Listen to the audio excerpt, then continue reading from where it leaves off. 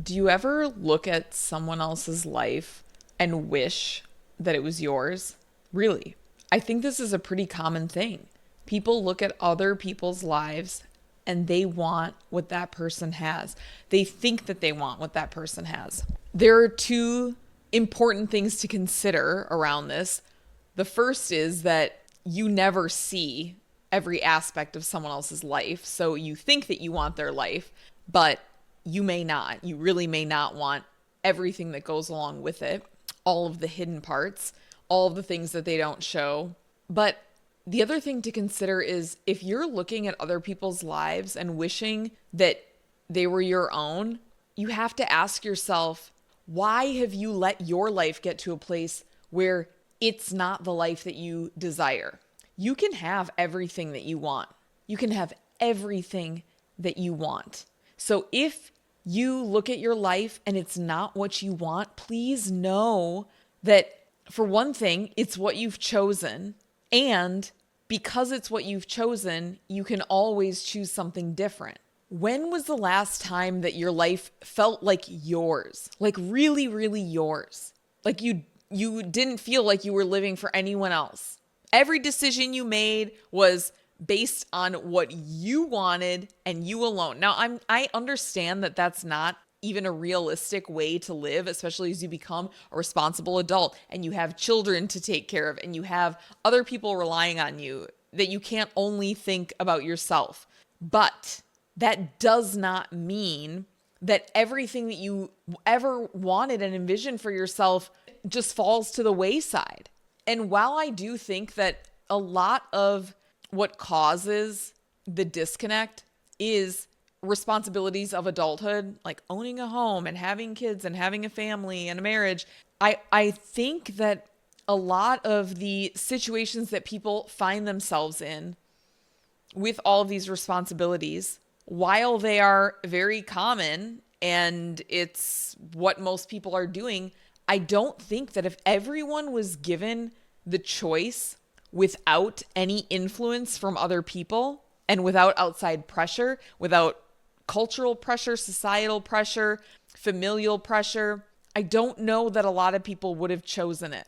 I'm not saying there's anything wrong with it. And like I said, it's what most people choose. Most people take on a lot of responsibility and a lot of what ends up feeling like a burden.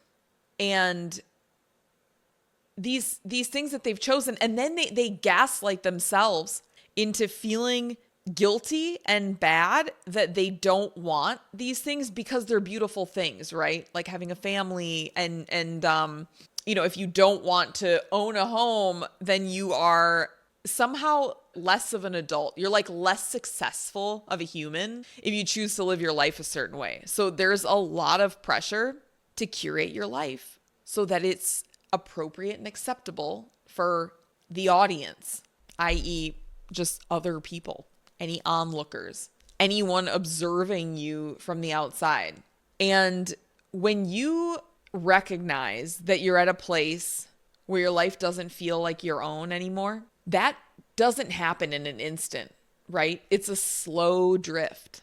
All these different little responsibilities and expectations and just the weight of survival, providing for someone else, for other people, all these things start to pile on and they quietly take over your life.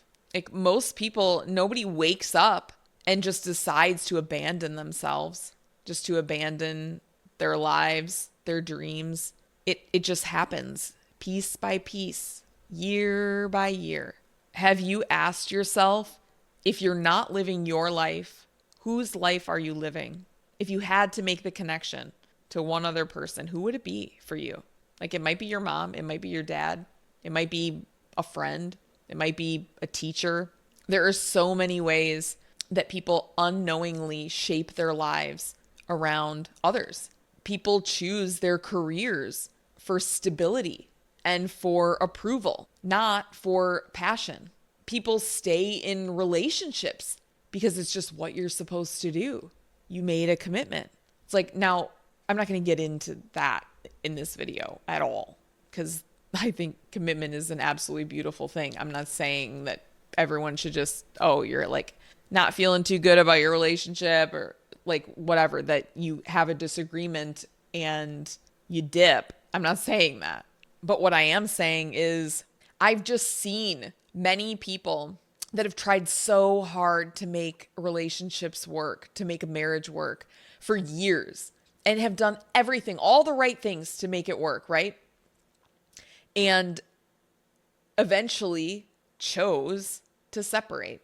And at least one of the people I know was able to very quickly invite someone else into their life because they were now open energetically to that. Obviously, you're not attracting that when you're married, or maybe some people are, but that's another story. But she was able to meet another guy within maybe a year and has the most beautiful relationship filled with love and adoration and passion and chemistry and support and commitment. And it's so beautiful, and it wouldn't exist if she would not have recognized that her previous marriage had expired. And I know some people are not going to agree with this, and that's totally fine, but relationships are extremely complicated to navigate, especially considering ending a relationship. Every situation is just so different. So I would never advise someone on whether to stay or leave a relationship. I'm just saying sometimes your heart knows if it's time to go. Having said that, it's very common for people to prioritize their partners, children, or other family at the expense of their own desires. So are you living your life, or are you living a life that someone else needs you to live for them to be okay? I know this is so challenging because reflect on your past in 5 to 10 year increments. What would you call each chapter of your life so far? Every 5 years, 10 years, depending on how old you are. If you're only 30, every 5 years. If you had to give it a name, would it be survival? Would it be sacrifice? Would it be conformity? Would it be regret? Would it be distraction? Have you ever had a chapter called freedom or joy? Have you ever truly lived for yourself as an adult?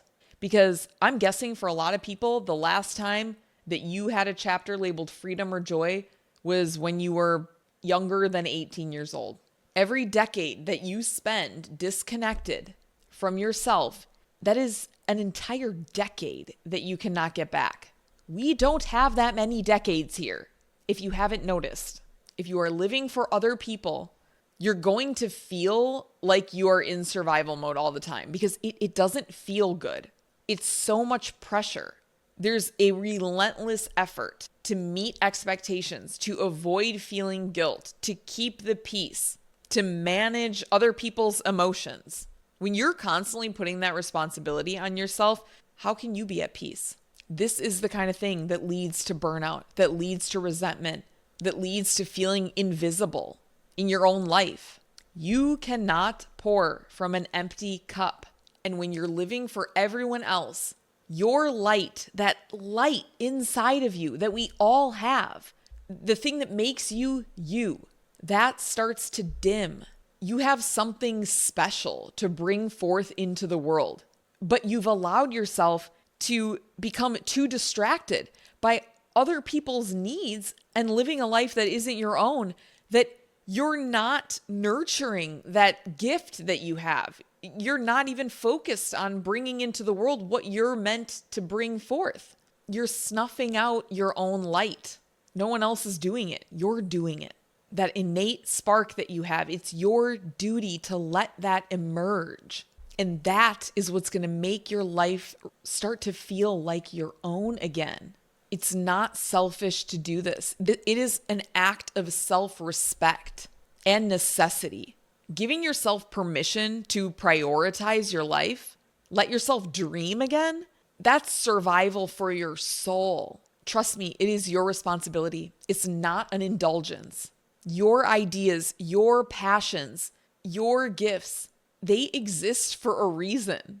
And when you snuff it out for other people, the world is losing something that only you can bring. I'm being serious when I say this.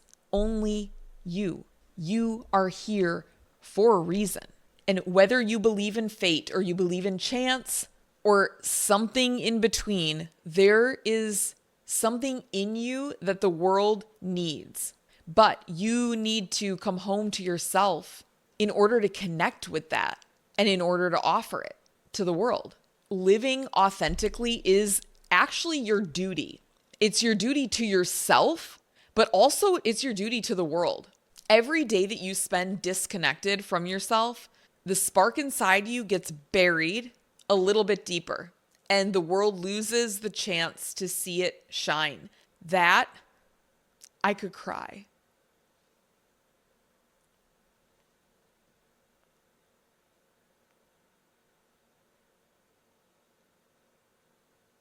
That is the saddest thing.